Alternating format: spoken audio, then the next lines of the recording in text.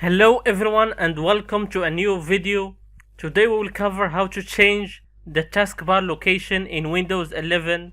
As you all know, in the new version of Windows, the taskbar location was moved to the middle. If you're not happy with that, all you have to do is to go to settings, then click on personalize, then go to taskbar, then go to taskbar behaviors, and here you can change the taskbar location to the left if you want.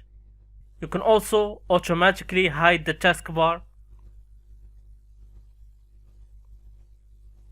and also enable and disable Windows default apps like widgets and chat.